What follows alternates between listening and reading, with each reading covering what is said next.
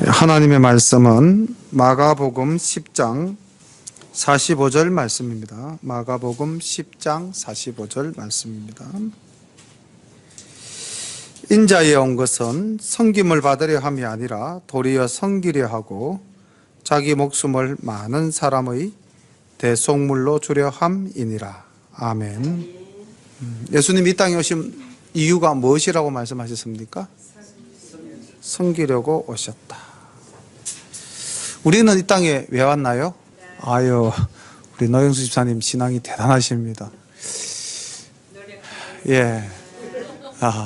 저도 노력하고 있습니다. 근데 참 일반적으로 사람들은 섬기는 것보다 섬김을 받는 것을 더 좋아하는 것 같습니다. 오늘 우리가 이 마가복음 10장 말씀을 묵상할 때에 주님께서 하나님 나라 천국에 대해서 말씀하시는데, 이 하나님 나라, 우리가 소망하는 것이죠. 이 하나님 나라는 어떤 사람이 갈 수 있는가? 여기에 대한 답으로서 주님이 친히 이 모범을 보이셨는데, 그 답이 뭐죠? 섬김. 다른 말로 하면 또 뭐가 될 수 있을까요? 사랑. 근데 이제 겸손.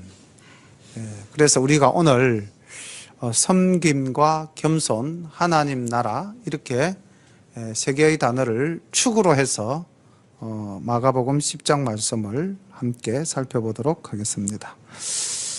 1절부터 말씀을 함께 살핍니다. 예수께서 거기서 떠나 유대 지경과 요단강 건너편으로 가시니 무리가 다시 모여들거늘 예수께서 다시 전례대로 가르치시더니 바리새인들이 예수께 나와 그를 시험하여 묻되 사람이 아내를 내어버리는 것이 옳으니까?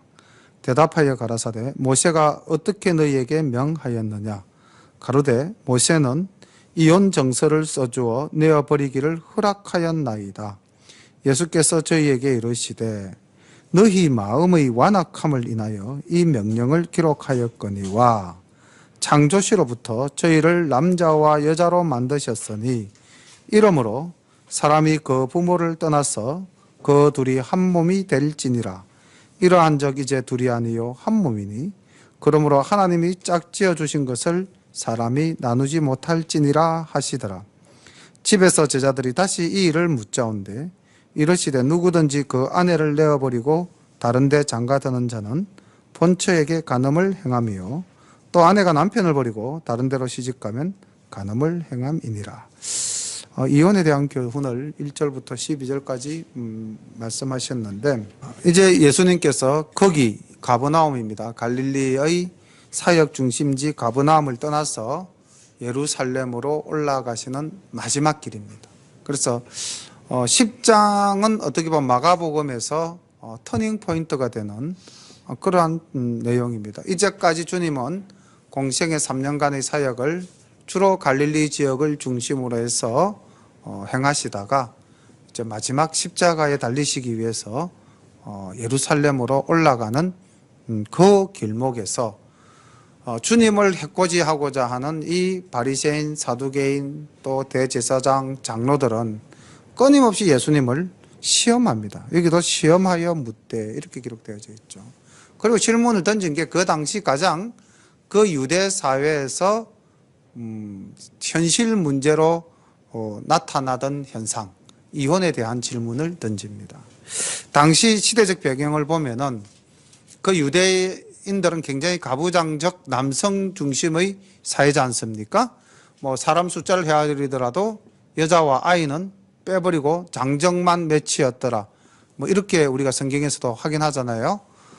그런데 그 당시 그 유대 남자들은 그 부인의 사소한 문제점도 꼬투리로 잡아서 본처를 내어버리는 이런, 그러니까 이혼이 굉장히 성행하던 시대적 분위기였다는 것입니다. 그래서 이 바리새파들은 율법주의자들이죠.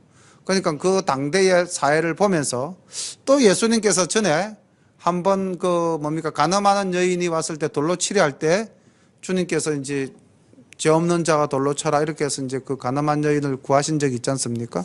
그러니까 이들이 예수님은 어떤 이런 그 사회적인 부분에 대해서 굉장히 간대하다. 그렇게 이제 자기들이 먼저 의식을 하고 어떻게 예수님을 올무에 좀 얽어맬 수 없을까 하고 이제 던진 질문이 바로 사람이 그 아내를 내어버리는 것이 옳습니까? 뭐 질문도 그렇잖아요. 사람이 아내를 내어버리는 것이 옳습니까? 밑도 끝도 없이 던지는 질문이지 않습니까? 그때 주님께서 굉장히 지혜롭게 말씀하십니다. 그래, 옳지, 아니야, 옳지 않아. 이렇게 단답형식으로 대답을 하신 것이 아니라 주님께서는 성경에는 뭐라고 기록되어져 있느냐라고 이제 오히려 역질문을 던집니다. 그러니 바리새인들이 우리 조상 모세는 이혼 정서를 써서 내어보내라고 기록하고 있습니다. 어디에 그게 기록되어져 있냐면은 신명기 24장 1절에 그냥 이혼 정서를 내어서 그 아내를 쫓아라 이렇게 안 했어요. 신명기 24장 1절에 보면 분명히 이렇게 기록되어져 있습니다. 사람이 아내를 취하여 데려온 후에 수치되는 일이 그에게 있음을 발견하면 그를 기뻐하지 아니하거든 이혼 정서를 써서 그 손에 주고 그를 자기 집에서 내어 보낼 것이다. 그러니까 분명히 모세가 아내를 내어 쫓을 때는 그 아내의 부득한 행위가 있을 때에 한해서 수치스러운 면이 있을 때에 한해서 이혼 정서를 내어서 보내라. 그렇지 않으면 어떻게 해라? 함께 살아야 된다는 겁니다.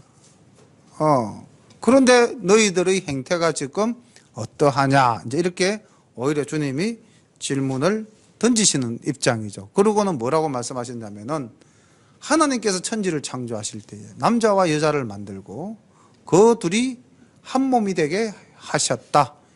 이게 하나님의 뜻이다. 그러니 너희들은 지금 오히려 하나님의 뜻을 거역하고 살아가는 것이 아니냐.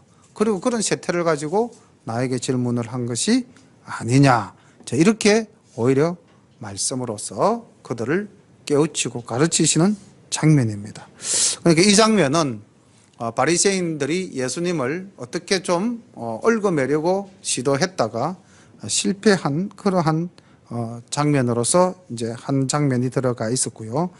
이제 그 13절부터 우리가 마지막 절까지 살펴볼 내용은 정말로 천국 하나님의 나라와 그 하나님의 나라를 갈 수 있는 자의 자세, 여기에 대해서 포인트를 맞추고 말씀을 살펴보도록 하겠습니다.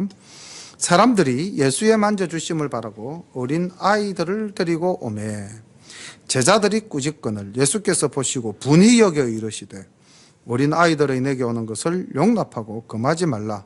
하나님의 나라가 이런 자의 것이니라. 자, 밑줄 한번 그어보십시오. 하나님의 나라가 이런 자의 것이니라.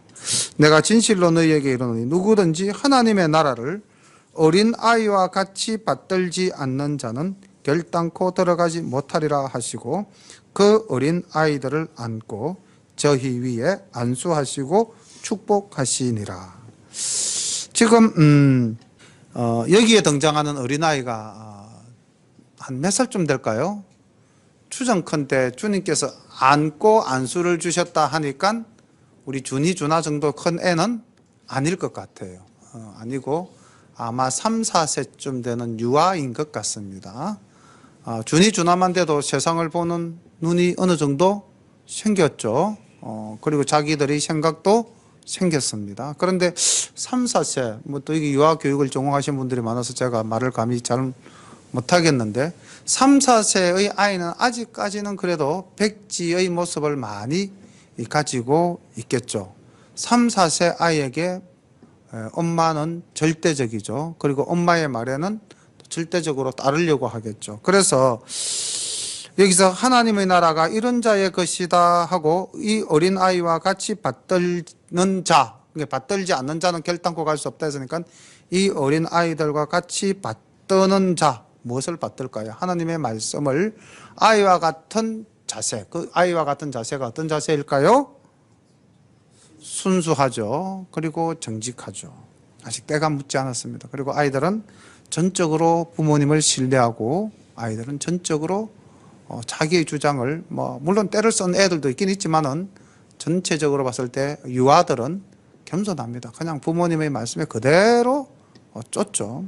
배고프면 울고 엄마가 젖주면 행복해하고. 그리고 주님께서는 그 아이를 안수하셨다. 사실 우리가 성경을 보면 굉장히 놀라운 것이 하나님이신 예수님께서 이 땅에 오셔서 살펴보시고 함께 한 자들이 약한 자, 소외당한 자, 그리고 그 이스라엘 사회에서 사람으로 이렇게 말씀드리면 좀 못하지만 사람으로 대우하지 못하던 대우받지 못하던 여인과 어린 아이, 이런 사람들을 주님께서는 각별히 챙기시고 사랑해 주셨습니다. 그래서 기독교는 여인과 아이의 종교다. 왜? 그를 돌보고 사랑하셨기 때문에. 자, 여기서 아이가 등장했고 그 아이는 하나님에 들어가는 자라고 이야기를 하고 있습니다. 그래서 천국에 합당한 자는 어떤 자인가? 첫 번째 특징을 아이에서 우리가 한번 잡아보겠습니다. 두 번째 내용도 천국에 들어가는 자와 밀접한 관계가 있습니다. 이거는 이제 우리의 현실과도 굉장히 관계가 있는 내용인 것 같아요. 예수께서 길에 나가실 때 한 사람이 달려와서 꿇어 앉아 묻자오되 선한 선생님이여 내가 무엇을 하여야 영생을 얻으리이까? 예수께서 이르시되 네가 어찌하여 나를 선하다 일컫느냐? 하나님 한 분 외에는 선한 이가 없느니라. 네가 계명을 안 하니 살인하지 말라, 간음하지 말라, 도적질하지 말라, 거짓 증거하지 말라, 속여 취하지 말라, 내 부모를 공경하라 하였느니라. 여짜오되 선생님이여 이것은 내가 어려서부터 다 지키었나이다. 예수께서 그를 보시고 사랑하사 가라사대 내게 오히려 한 가지 부족한 것이 있으니 가서 내 있는 것을 다 팔아 가난한 자들을 주라. 그리하면 하늘에서 보화가 내게 있으리라. 그리고 와서 나를 쫓으라 하시니 그 사람이 재물이 많은 고로 이 말씀을 인하여 슬픈 기색을 띠고 근심하며 가니라. 자, 천국에 들어가는 자와 관계가 있는 이 한 사람, 마태복음에서는 부자 청년이라고 그러고요, 누가복음에서는 관원이라고 그랬습니다. 그러니까 여기서도 재물이 많은 고로 이런 말이 나오니까 부자 청년 맞죠? 부자의 한 사람입니다. 그러니까 젊고 능력 있고 나름대로 모든 것을 다 갖춘 사람입니다. 그런데 이 사람이 또 나아가서 어떤 특징까지 있느냐면은 아주 겸손합니다. 그렇죠? 주님께 나와 꿇어 앉아, 달려와서 꿇어 앉았다고 되어 있습니다. 굉장히 적극적이면서도 겸손한 사람입니다. 그리고 이 사람이 구하는 것이 무엇을 구하고 있습니까? 영생을 구하고 있어요. 차원이 높죠? 차원이 높은 이유가 또 밑에서 나오죠. 주님께서 계명을 내가 알지. 그러니까 예, 주님 그 계명은 제가 어려서부터 다 지켰습니다. 이렇게 이야기하는 사람입니다. 그러니까 오늘날로 본다면 거의 엘리트 신앙인이죠. 그렇지 않습니까? 예. 구하는 것도 영생이고 율법도 신실히 지켰고요. 나름대로 겸손함도 갖추었고. 그런데 이 사람에게 나타나는 특징, 자, 내게 한 가지 부족한 것이 있다. 그것은 네가 가진 재물을 다 팔아서 가난한 자들을 구제하라. 그리고 와라. 21절 맨 마지막에 주님께서 하신 말씀, 나를 쫓으라에다가 밑줄을 그어 놓으시기를 바랍니다. 그리고 또 21절 제일 앞에 보면은 사랑하사라는 말이 있습니다. 주님께서 이 청년을 굉장히 이쁘게 보신 거예요. 그리고 그래, 네 정도라면은 내가 기대하는 것을 이룰 수가 있겠지 하고 아마 말씀을 하셨을 것 같아요. 다 팔아서 가난한 자에게 주고 나를 쫓아라. 나의 제자가 되어라. 이게 지금 사실은 주님이 예루살렘 올라가서 이제 십자가 달리시는 일밖에 안 남았기 때문에 제자 삼는 것도 거의 마지막 기회가 아니겠습니까? 자, 그런데 이 청년은 어떻게 했습니까? 나를 쫓아라 했는데 그 청년의 행동은 22절 맨 마지막 서술에 뭡니까? 근심하며 가니라 이렇게 돼 있죠. 예수님을 쫓았습니까? 아니면 예수님을 피했습니까? 피했죠. 가니라로 끝났습니다. 가니라. 자, 근심하며 가니라. 슬픈 기색을 띠고 근심하며 가니라. 왜 슬픈 기색을 띠고 근심하며 갔죠? 그 이유가 뭐 때문입니까? 재물이 많은 거로. 자, 이 재물과 상대적 단어가 본문 속에 나오는데 그게 뭡니까? 하늘의 보화입니다. 그러니까 우리가 이제 여기서 하나 조금 생각해야 될 부분이 있다면은 우리는 우리의 목적을 어디에 두고 살아가고 있는가? 나는 어디에 내 가치의 방점을 찍고 있는가? 자, 재물입니까? 하늘의 보화입니까? 이제 이거 참 답이 쉽게 나오네요, 우리 이정식 주사님. 예, 감사합니다. 이게 답이 참 쉽게 잘 안 나올 수 있죠. 신앙이 우리가 깊지 못하고 정말 하나님 뜻대로 살기를 원하는 그런 마음이 간절하지 않다면은 굉장히 대답 나오기 어려운 부분입니다. 재물과 하늘의 보화, 어디에 가치를 둘 것인가?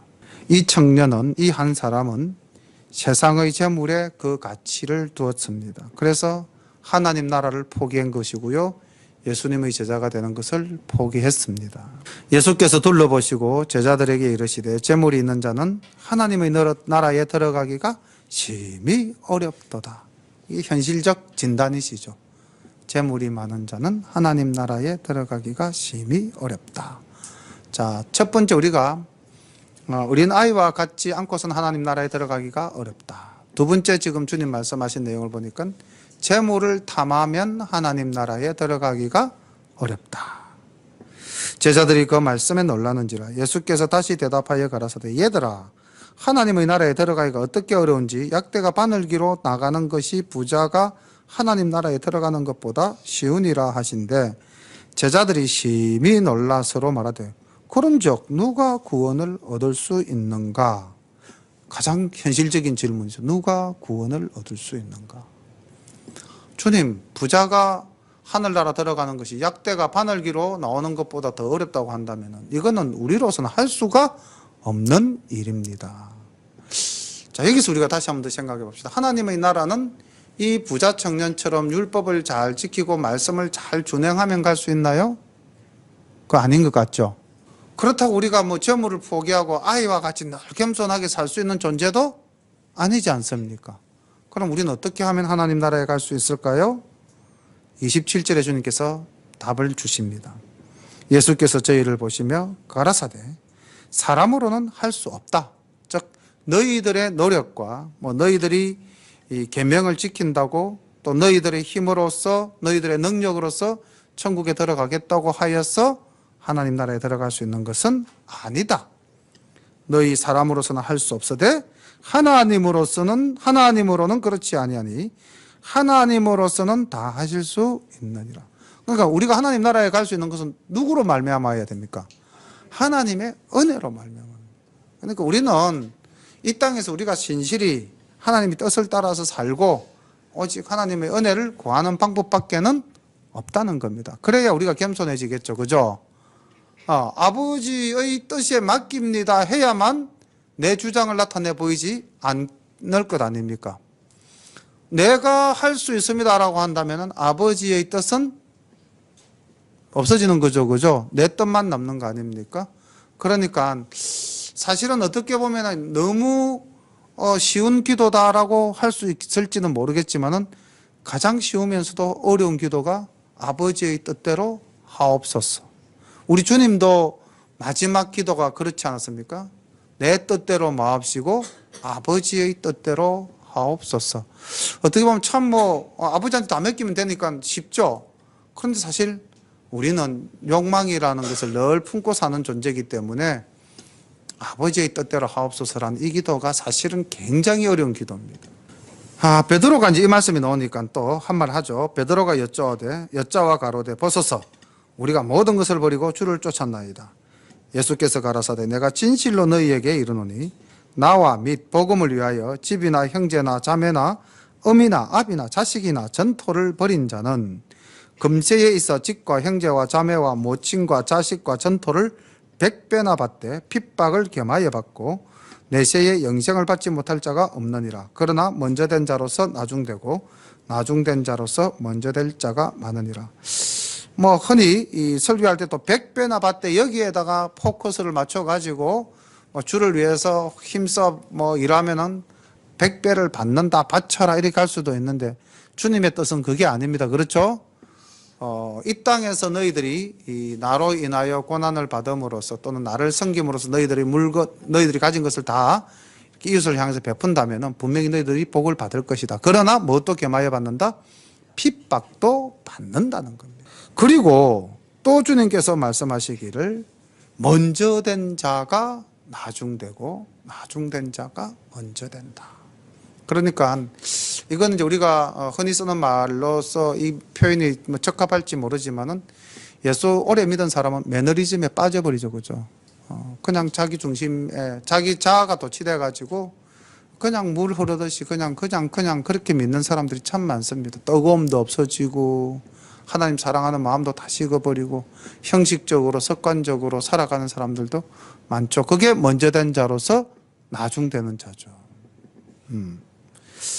그래서 주님께서는 이 베드로의 질문에 그래 너희들이 나를 위해서 모든 것을 버리고 나를 쫓은 건 내가 다 안다. 너희들에게는 하나님께서 반드시 보응해 주실 것이다.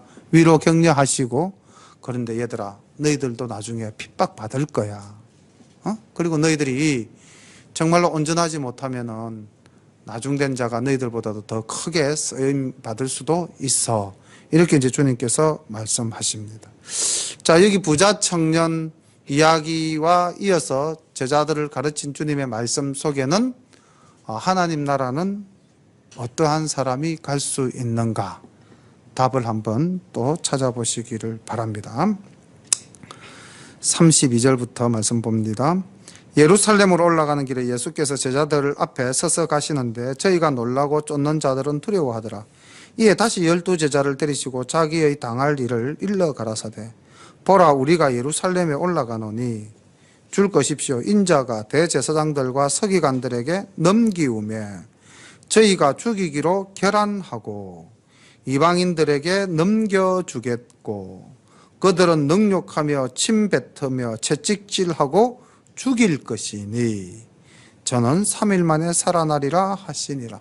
지금 이게 주님께서 제자들에게 세 번째 말씀하셨습니다. 이게 이제 세 번째 순환을 예고하셨는데 굉장히 주님께서 당할 일을 다 아시고 말씀하셨죠.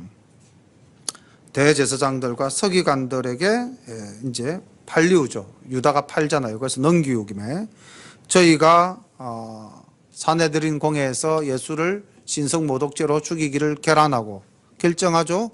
그리고 빌라도에게 다시 넘기죠. 그러니까 빌라도는 어떻게 합니까? 로마 군대를 통해서 예수님을 능욕하고 예수님을 침뱉고 예수님에게 채찍질하고 예수님을 십자가에 못 박아 죽이죠. 그리고 주님은 3일 만에 살아나십니다. 이 이제 이야기를 주님께서 다 하셨어요. 제자들에게 굉장히 알아듣기 쉽게. 그런데 보십시오. 바로 그 다음 35절. 자, 하나님 나라 가기를 소망하는 제자들이 이 수준이었다는 겁니다. 세베대의 아들 야고보와 요한이 주께 나와 여짜오되 선생님이여 무엇이든지 우리는 우리의 구하는 바를 우리에게 하여 주시기를 원하옵나이다. 이르시되 너희에게 무엇을 하여 주기를 원하느냐 여짜오되 주의 영광 중에서 우리를 하나는 주의 우편에 하나는 좌편에 앉게 하여 주옵소서. 자, 지금 요한과 야고보입니다. 예수님께서 변화산에 올라갈 때도 베드로와 요한과 야고보를 데리고 올라가셨죠. 자, 그런데 지금 주님께서 나는 예루살렘에 올라가면 핍박을 받고 죽임을 당할 것이다 라고 말씀을 분명히 했음에도 불구하고 야고보와 요한의 생각은 좀 달랐던 것 같아요. 야고보와 요한은 예수님께서 지금 예루살렘에 올라가시면 어떻게 될 거라고 생각을 했을까요? 왕이 될 것이다 라고 생각해요. 그러니까 그 유대인들이 가지고 있었던 메시아관은 어떤 메시아관입니까? 자기 유대민족을 구하고 왕으로 다윗의 왕위를 이어서 왕으로 오시는 예수님이라 생각을 했죠. 그래서 주님께서는 야 내가 올라가면 죽어 이렇게 말씀을 하셔도 그냥 흘리는 거예요. 못 알아듣는 거예요. 주님 말씀하실 때 이 말씀 자주 사용하십니다. 귀 있는 자는 들을지어다. 이런 말씀 많이 하셨거든요. 근데 들을 귀가 없는 거예요. 인간이 욕망에 사로잡히면은요, 보이는 것도 지 볼 것만 딱 보고요, 듣는 것도 지 들을 것만 딱 듣습니다. 예, 아무리 진리가 이렇게 외쳐져도 욕망에 사로잡힌 자는 진리를 받아들이지를 않는 거죠. 지금 야고보와 요한이 딱 그와 같은 상태죠. 주의 영광이 임할 때 지금 왕으로서의 메시아를 생각하는 거죠. 그리고 예루살렘에 올라가면 우리는 무조건 이제 한 자리 하게 된다. 그때 빨리 선수 치자. 야고보, 요한, 너는 오른쪽에 나는 왼쪽에 빨리 우리 주님께 말씀드리자 하고 이제 성질 급한 두 사람이 이야기를 했습니다. 38절 예수께서 가라사대 너희 구하는 것을 너희가 알지 못하는도다. 너희가 나의 마시는 잔을 마시며 나의 받는 세례를 받을 수 있느냐? 저희가 말하되 할 수 있나이다. 예수께서 이르시되 너희가 나의 마시는 잔을 마시며 나의 받는 세례를 받으려니와 내 좌우편에 앉는 것은 나의 줄 것이 아니라 누구를 위하여 예비되었든지 그들이 얻을 것이니라. 열 제자가 듣고 야고보와 요한에 대하여 분이 여기거늘. 이 제목, 이 부분도 좀 상당히 재미있습니다. 이 사람들의 마음은 어떤 마음일까요? 선수를 빼앗겼다. 진작에 내가 말씀을 드려야 되는데 지금 말씀을 딱 보니까 너희 내 잔을 마시면 내 세례를 받겠느냐 하니까 야고보 요한이 당연히 받고 말고요 대답하죠. 그죠? 그러니까 이제 얘네들이 주님의 좌편과 우편에 앉게 되었구나. 우리는 그 다음이구나. 이제 이런 마음이 드니까 분이 여겼다는 거죠. 세속적인 욕망은 한결같았습니다. 12제자가. 예수께서 불러다가 이르시되 이방인의 소위 집권자들이 저희를 임의로 주관하고 그 대인들이 저희에게 권세를 부리는 줄을 너희가 알거니와 너희 중에는 그렇지 아니하니 너희 중에 누구든지 크고자 하는 자는 너희를 섬기는 자가 되고 너희 중에 누구든지 어떠미 되고자 하는 자는 모든 사람의 종이 되어야 하리라. 굉장히 반어적 말씀이십니다. 그리고 주님께서 이렇게 말씀하시죠. 인자에 온 것은 섬김을 받으려 함이 아니라 도리어 섬기려 하고 자기 목숨을 많은 사람의 대속물로 주려 함이니라. 자, 내가 먼저 모범을 보이겠다. 내가 이 땅에 섬김을 받으러 오지 않았다. 나는 오히려 섬기려 왔다. 그러니 너희들도 크고자 하면은 섬기는 자가 되고 어떠미 되고자 한다면은 낮은 자리, 종의 자리에 앉아라. 이제 그 말이죠. 이게 누구에게 하시는 말씀입니까? 예, 우리에게 하시는 말씀입니다. 12제자에게 하신 말씀이면서 또한 주님을 따르는 우리에게, 주님을 믿는 주님의 제자된 우리에게 주시는 말씀입니다. 그럼 천국에는 어떤 자가 갈 수 있다? 결국 겸손하게 자기를 낮추는 자가 갈 수 있다는 것입니다. 46절부터 나타나는 또 한 인물은 부자 청년하고 잘 한번 대비를 시켜보면서 말씀을 보시면 은혜가 될 줄로 믿습니다. 저희가 여리고에 이르렀더니 예수께서 제자들과 허다한 무리와 함께 여리고에서 나가실 때에 디메오의 아들인 소경 거지 바디메오가 길가에 앉았다가 신분이 거지입니다. 앞에는 아까 부자였죠. 한 사람 부자, 그리고 관원. 근데 여기는 거지입니다. 거기다가 소경이네요. 나사렛 예수시라는 말을 듣고 소리질러 가로되 다윗의 자손 예수여 나를 불쌍히 여기소서 하거늘 많은 사람이 꾸짖어 잠잠하라 하되 그가 더욱 심히 소리질러 가로되 다윗의 자손이여 나를 불쌍히 여기소서 하는지라. 예수께서 머물러 서서 저를 부르라 하시니 저희가 그 소경을 부르며 이르되 안심하고 일어나라 너를 부르신다 하매 소경이 겉옷을 내어 버리고 뛰어 일어나 예수께 나오거늘 예수께서 일러 가라사대 내게 무엇을 하여 주기를 원하느냐. 소경이 가로되 선생님이여 보기를 원하나이다. 예수께서 이르시되 가라 내 믿음이 너를 구원하였느니라 하시니 저가 곧 보게 되어 예수를 길에서 쫓으니라. 자, 혹시 말씀을 보시면서 밑줄을 좀 꺾거나 동그라미를 치시면서 부자 한 사람, 부자 청년과 대비해서 말씀을 보면 어떤 차이점이 보이는지 제가 제일 처음 읽으면서 거지다, 부자다 이 말씀은 한번 이제 말씀을 드렸는데 그 이후로 뭐 좀 찾아진 게 있습니까? 대비해서.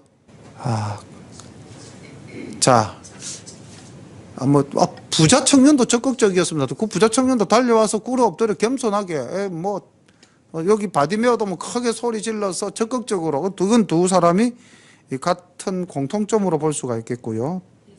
예수님을 정확히 다윗의 자손 예수여. 예, 뭐 예수님의 신분을 정확하게 알았다. 부자 청년은 몰랐을까요? 부자 청년도 알았죠. 선한 선생이여. 이렇게 해서 야, 선한 분은 하나님이신데, 야, 그래, 네가 그 하나님의 아들인 내가 감히 선하다고 말하고 다니지 않았는데도 불구하고 네가 그것을 어떻게 아느냐인지 이렇게 주님 말씀하실 정도로 그 사람도 예수님에 대해서는 상당히 깊이 아는 사람이었습니다. 잡았고 못 잡았고. 예.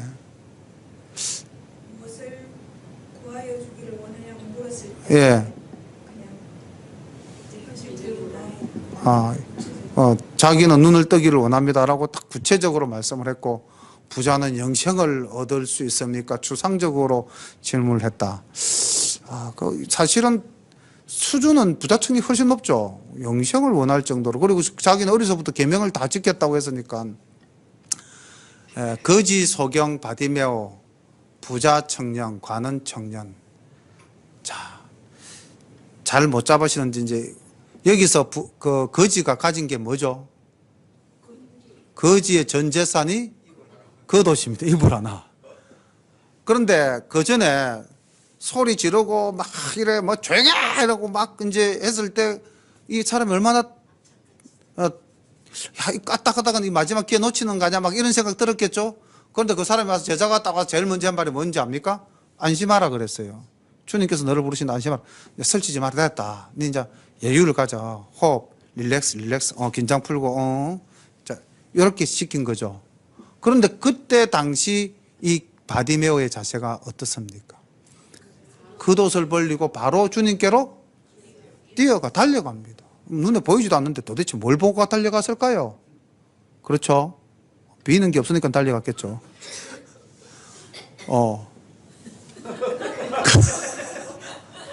겉옷을 버리고 이거죠. 겉옷을 버리고. 주님이 부르신다 하니까 겉옷을 버리고 나가는 거예요. 버리고. 아까 부자 청년은 버리지를 못했어요. 그는 재물이 많은 거로 근심하여 이렇게 했죠. 그죠? 그리고 아까 맨 마지막 서술어가 뭐였죠? 그 청년이 동그라미 쳤죠. 가니라. 근데 여기는 아니죠. 부자는 갔고 바디메오는 예수를 쫓았다고요. 근데요, 또 보십시오. 이게 또 묘합니다. 부자 청년을 보고 주님께서는 뭐라고 말씀하시면 사랑하사 그 다 하고 난 다음 나를 쫓아라 이렇게 이야기했습니다. 그렇죠? 부자 청년 보고 주님께서는 나를 쫓아와 내가 너 제자 삼아 줄게 그랬죠? 근데 바디메오 보고는 뭐라고 이야기했습니까? 너를 구원했다 가라 이랬어요. 이제 너 손 다 이루었으니까 이제 가. 그리고 쫓으라는 사람은 가쁘고 가라 캔 사람은 쫓고. 자, 이거죠. 나는 부자 청년이 되어야 될까요? 바디메오가 되어야 될까요? 예수님 공생의 사역이 거의 끝나는 지점입니다. 이제 예루고에서 예루살렘 올라가시면은 주님께서는 십자가에 못 박히실 일만 남았습니다. 이 바디메오는 그 마지막 하나님의 구원을 받은 자가 되고 천국의 소망을 둔 자가 되었습니다. 그가 천국의 소망을 둘 수 있게 된 것은 많은 모습들이 보이죠. 뭐 아까 적극적이다, 겉옷을 버리고 저는 이 사람의 그 간절함, 또 이 사람의 신실함, 이 사람의 정직함, 이 사람의 겸손함, 모든 게 다 드러나지 않을까요? 분명히 안심하라. 주께서 너를 부르신다 했을 때는 거지 갖고 자기 거 다 챙기고 가야 되잖아요. 거지니까 물질에 대한 욕망이 더 강하잖아요. 없는 자가 하나라도 더 챙기려고 할 수 있지 않습니까? 그죠? 근데 그가 버리고 갔다는 거죠. 그리고 집에 가. 이제 너 소원대로 눈을 떴으니까 너 이제 집에 가. 가서 잘 먹고 잘 살아. 이렇게 했음에도 불구하고 그가 예수를 쫓았다라고 하는 거예요. 그러니까 우리가 오늘날도 그렇지 않습니까? 자기가 뭔가 목적한 바를 이루면은 그 대상으로부터 멀어질 수 있는 게 인간의 보통적인 심리죠. 그죠? 그런데 끝까지 따랐다.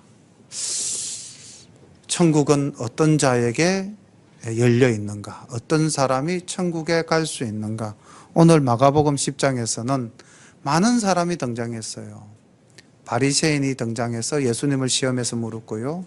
어린 아이가 등장을 했습니다. 그리고 그 어린 아이들이 오는 것을 막는 제자들, 그리고 또 그 아이를 통해서 말씀을 가르쳐 주시는 예수님의 말씀을 받는 제자들, 그리고 어느 한 부자, 그리고 또 누가 나타났었죠? 제자들 중에서 또 야고보와 요한, 이런 또 아주 욕망에 사로잡힌 제자들의 모습들도 나타났고요. 마지막에 바디메오가 나타났습니다. 우리는 어느 그룹에 속할까? 우리는 혹시 바리새인과 같은 간섭적이고 형식적인 신앙생활에 충실하면서 뭔가 말씀을 가지고 꼬투리를 잡으려고 누군가를 험잡으려고 하는 존재는 아닌가? 우리는 재물로 인해서 고민하고 괴로워하는 존재는 아닌가? 우리는 예수를 믿되 예수님을 통해서 그 주의 영광스러운 부분만 보고 뭔가 우리에게 유익한 것만 얻으려고 하는 그런 수준 낮은 제자의 모습은 아닌가? 과연 우리는 이 바디메오처럼 자기가 원하는 것을 주님이 주신 것에 감사하면서 자기 것을 버리고 주님을 쫓는 그러한 존재인가? 깊이 한번 생각해 보면서 나의 신앙의 이 방향성을 어디에 둘 것인가 한번 깊이 생각해 보는 그런 묵상의 시간을 가지시기를 소망합니다. 기도드리겠습니다. 사랑의 아버지 하나님, 우리에게는 자아라는 것이 있어서 늘 자기 중심적으로 생각하고 또 욕망이라는 것이 있어서 끊임없이 붙잡으려고 채우려고만 하는 존재로 살아감을 고백합니다. 그러나 주님 바라시는 모습은 우리가 철저히 낮아지고 아버지 하나님 섬기며 또 아버지 하나님 우리가 모든 것을 하나님 나라의 보화를 위해서 내어버릴 수 있는 그런 자가 되라고 주님 말씀하십니다. 또 주님 말씀하실 때에 우리가 모든 것을 버리고 주님을 쫓을 때에는 주께서 우리에게 복을 주사 이 땅에서 100배나 얻되 그러나 우리가 또 겸하여 핍박도 받고 아버지 하나님 고난도 받는 줄 믿습니다. 모든 것을 풍족히 채워주시는 주님이신 줄 저희들이 알고 믿지만은 우리들의 믿음이 아직도 욕망에 사로잡힌 저 제자들과 비슷하여서 하나님 참 내려놓기도 어렵고 주님을 온전히 쫓기도 참 힘듭니다. 하나님 저희들을 긍휼히 여겨 주옵소서. 그리고 날마다 말씀으로 새롭게 우리 자신을 변화시켜 나가는 저희들 되게 하옵소서. 예수님의 이름으로 감사하며 기도드립니다. 아멘.